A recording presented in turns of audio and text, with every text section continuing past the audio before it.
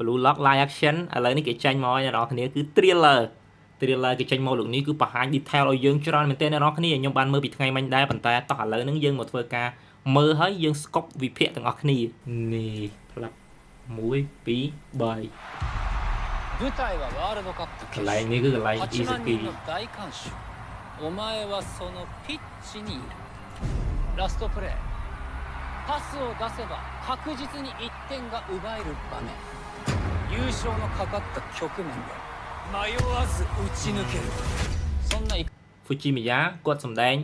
តំណងដែរកន្លែងហ្នឹងបើទោះបីជាមុនពេលថត Blue Lock គឺគាត់បានហ្វឹកហាត់ប្រហែលជាមួយឆ្នាំជាអ្នកនរគ្នាដើម្បីថតរឿងហ្នឹងគាត់លះបង់ខ្លាំងមែនទែនណាអានេះយើងអត់សូវដឹងទេប៉ុន្តែខ្ញុំអានព័ត៌មានច្រើនមែនទែនទាក់ទងនឹង Blue Lock ហើយកន្លែងមិញដែលគាត់សម្ដែងបែបទាត់បែបអីក៏មើលទៅក៏វាតំណងក្រនបើដែរអាចថាទទួលយកបានចុះもしあの場面でシュートを打ってたら勝ちたかったអូខេឈុតកន្លែងនេះក៏សំខាន់ដែរអាកន្លែងមិញដែល Izaki ប៉ះឲ្យមិត្តរួមក្រុមហើយមិត្តរួមក្រុមសុទ្ធអត់ចូលវាធ្វើឲ្យក្រុមរបស់ Izaki គឺអត់បានទៅលេងនៅ National ហ្នឹងហើយអត់បានទៅលេងឲ្យជំរឿសជាតិអីចឹងណាវាធ្វើឲ្យ Izaki កន្លែងហ្នឹងគឺគ្នាបាក់ទឹកចិត្តខ្លាំងមែនទែនហើយកន្លែងឈុតខ្ញុំមិញមើលទៅក៏វាស៊ីឬក៏ស្តៀងគ្នាជាមួយនឹង anime ដែរកន្លែងហ្នឹងទាំងខោអាវរបស់ Izaki ហើយមើលទៅភ្លើងកន្លែងហ្នឹងគឺវាបែបថ្ងៃលិចអីចឹងពណ៌លឿងតែម្ដងកន្លែងហ្នឹងតោះយើងមើលបន្តទៀតここにいる300人の中から世界一のストライカーを作る実験をする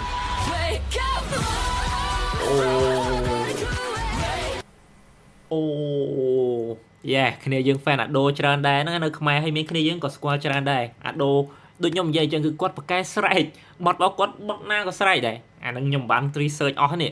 គាត់ថាការបត់មុនគីរ៉ាដែលគាត់ច្រៀងឲ្យជំរឿសជាតិជប៉ុនណាមុន World Cup គ្នាយើងបានស្ដាប់នៅហ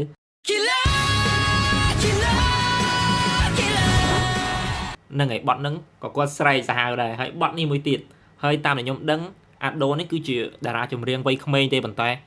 talent ខ្លាំងមែនទេ頑張んなきゃ勝てないなんて弱いやつってねខ្ញុំនិយាយតាក់ទងជាមួយ Chigiri នៅពេលដែលគេប្រកាសគាត់ដំបូងគឺគាត់ត្រូវបានគេរិះគន់ខ្លាំងមែនទែនអាណិតគាត់ដែរពេលខ្លះគាត់ជាតួអង្គដែលលេចមុខលេចមាត់ដែរប៉ុន្តែចេញមកគេរិះគន់ខ្លាំងដោយសារគេគិតថាមុខ Chigiri មិនសមដូចគាត់អីចឹងណាដូចគ្នាយើងមើលឃើញអញ្ចឹងនៅក្នុង live action ហ្នឹងមុខគាត់បែបប្រុសហ្មងអាកាលគេបង្ហាញផុសមកដំបងអាកន្លែងគេ reveal គេរិះគន់គាត់ខ្លាំងមែនទែនប៉ុន្តែឥឡូវនៅពេលដែលយើងឃើញស៊ីនផ្សេងរបស់គាត់ដែលគេបង្ហាញបន្ទាប់មកទៀតបាទដឹងថាគាត់សម្ដែង Chigiri សមហើយគ្នាយើងបើរំពឹងមនុស្សស្អាតដូចស្រីហ្មងហើយទៅសម្ដែង Chigiri គឺពិបាករកនៅប្រទេសជប៉ុនដោយសារតែអ្នកនរគ្នាដឹងហើយចេះលេងបាល់ល្អរត់លឿនពិបាកណាស់នៅក្នុងវិស័យតារាសម្ដែងនៅជប៉ុនហើយណាមួយគេត្រូវការអ្នកដែលមានមុខមាត់អ្នកដែលល្បីអ្នកដែលមាន quality ណាត្រូវសម្ដែងតួធំអញ្ចឹងអ្នកធម្មតាក៏ពិបាកដែរអញ្ចឹងគាត់ខ្ញុំភ្លេចឈ្មោះគាត់បាត់ហើយដឹងថាឥឡូវហ្នឹងគឺគេចាប់ផ្ដើមទទួលយកគាត់បដាហើយ死ぬまで攻めろお前らストライカーだろ聞こえるでしょ怪物の声何がそこまで君を突き動かすのうるせえよ天才今いいとこなんកន្លែងនេះដូចជាកន្លែងដែរ Naki ឆ្ងល់ Izaki ណាតែហេតុអីបានជា Izaki ខំប្រឹងខ្លាំងម្ល៉េះអីចឹងណាអាកន្លែងហ្នឹង俺たちはまだ終わらない俺が決めるបាជារាបោះទៅកន្លែង俺はហូយើងថយមកវិញបន្តិចកន្លែងនេះ K របស់ N-Team គាត់សម្ដែង Naki នេះគឺសមខ្លាំងមែនទែនទៅតែមើល trailer សោះប៉ុន្តែគាត់ថា style ផុសផ្សេង Naki នេះគឺពិបាកខ្លាំងជាងគេហ្មងសម្រាប់តួអង្គដោយសារតែគាត់ជាតួអង្គដែលត្រូវការក្បាច់ច្រើនជាងគេ control បាល់លោតកាប់ចានអីផ្សេងហើយទៅមុខទៀត Naki កាន់តែក្បាច់កាន់តែសាហាវទៅទៀតកន្លែងនេះ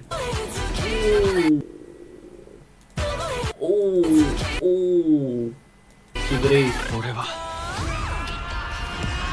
ストライカーだនៅខ្មែរយើងដូចជាខ្ញុំគិតថាมันមានទេអត់មានគេប្រហើមណាបន្តិចក៏អត់មានដែរអញ្ចឹង Blue Lock ប្រហែលជាអត់មកខ្មែរយើងទេយើងមានតែមើលនៅតាម website ទៀតហើយ